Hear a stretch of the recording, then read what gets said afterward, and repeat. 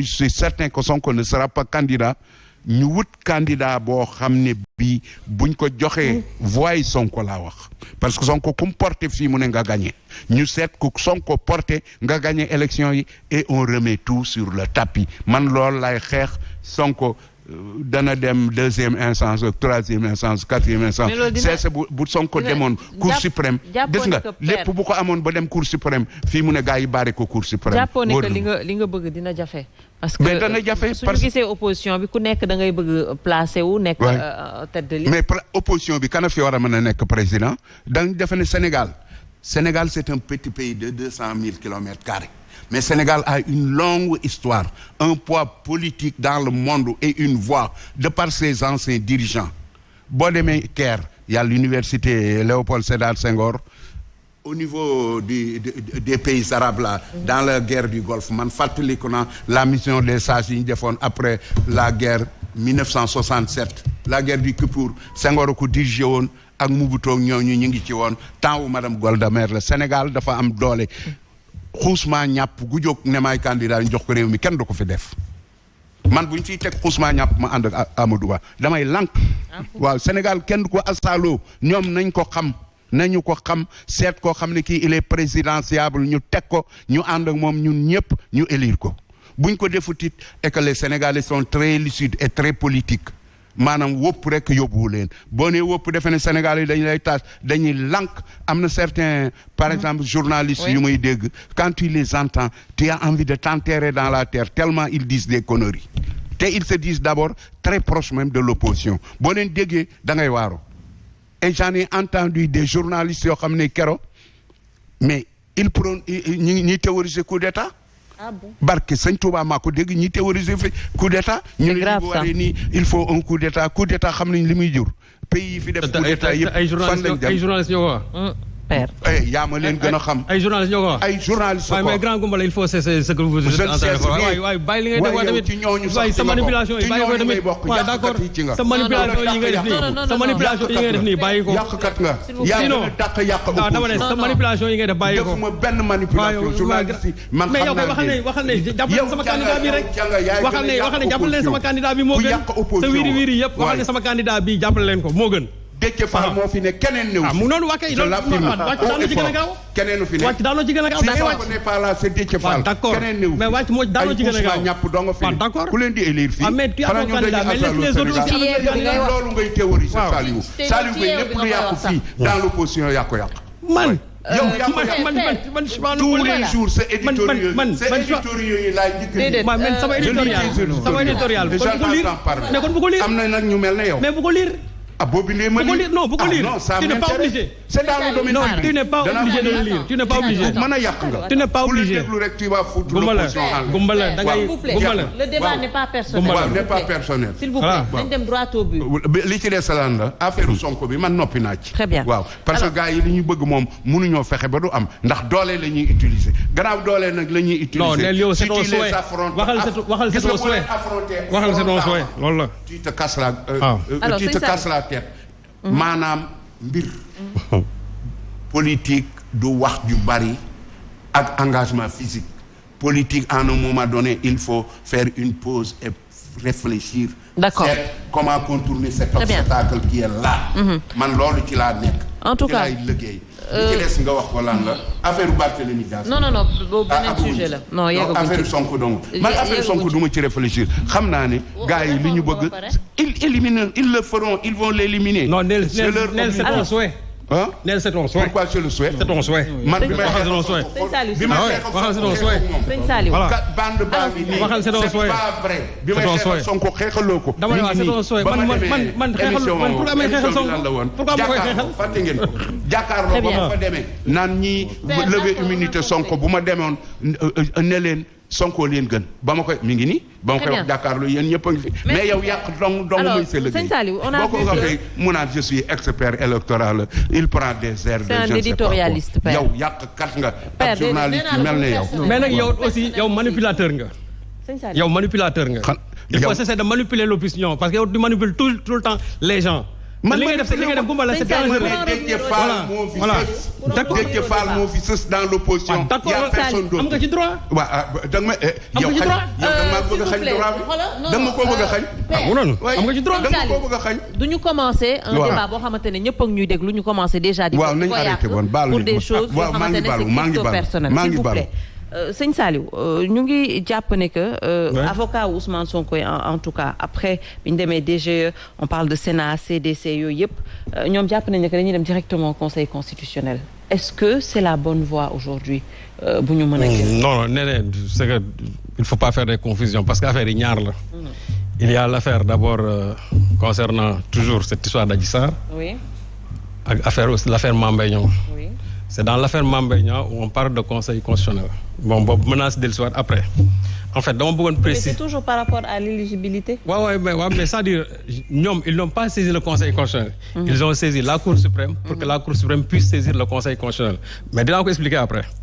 C'est-à-dire dama bëggoon wax rek à l'endroit de monsieur Kanté. que ne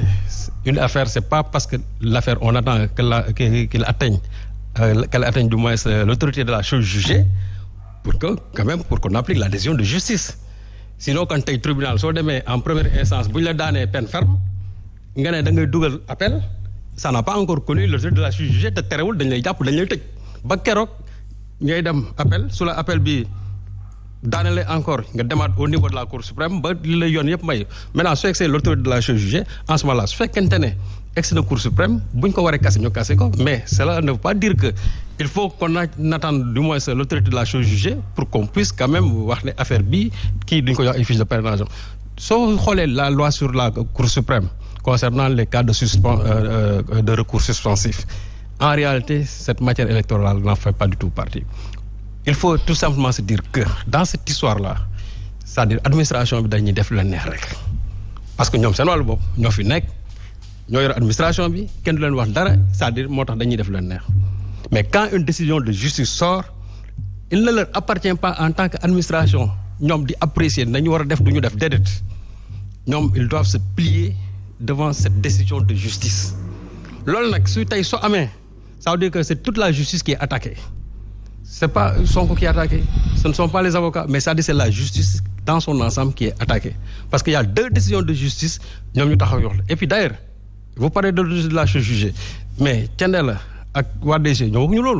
dans un premier temps, ils avaient parlé de recours suspensif. Par la suite, qu'est-ce qu'ils disent? Il faut aller au niveau de la DAF. Mais ils n'ont jamais dit que l'autorité de la chose jugée. Donc cela veut dire que tey ñoom dañu nekk ci benn aussi mel melo boo xam ni xamatuñ lu ñu ciy génnee parce que tey ñu ne le recours est suspensif bu subaa ñu ne il ne nous appartient pas d'intégrer Sonko il faut aller au niveau de la DAF cette fois-ci nag defatuñ ko on barricade maintenant c'est-à-dire un service public mais un citoyen yow doo fa dugg la CDC aussi fait la même chose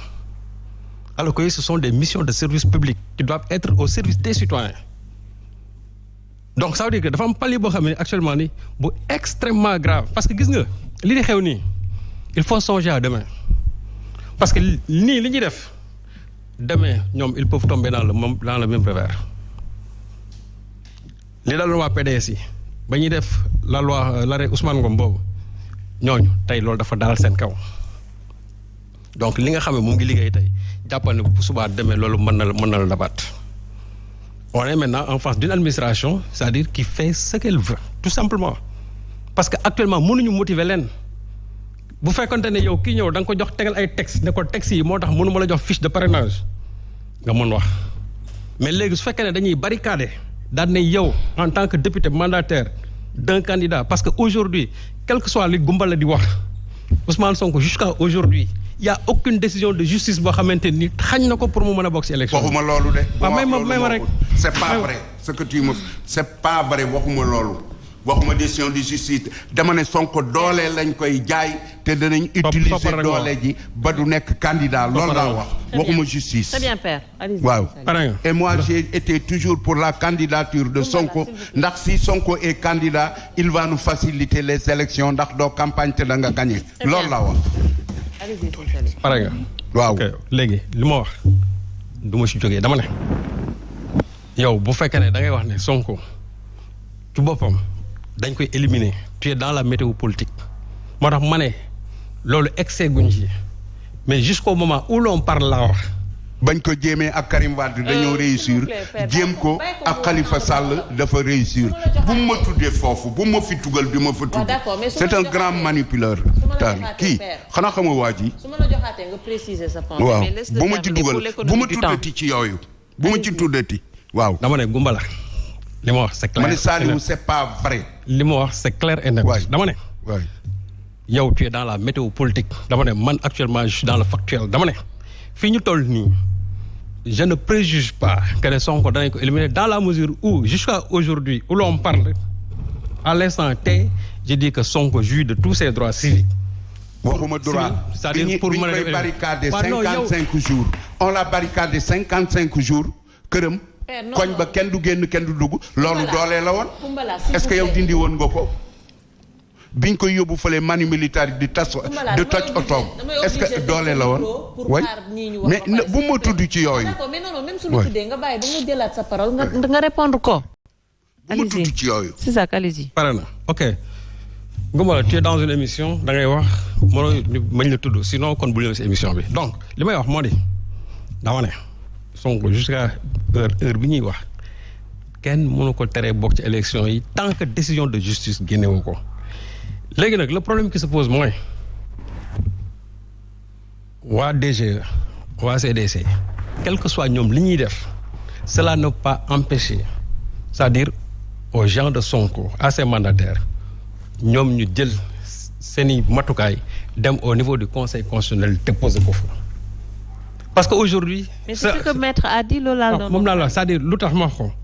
parce que aujourd'hui il y a une défaillance boo xam ne c'est une défaillance au niveau de l'administration c'est-à-dire que loolu ñoom ils l'ont fait constater et en plus j'ai dit que nee ne en 1998 on a vécu ici avec Insa Sankhare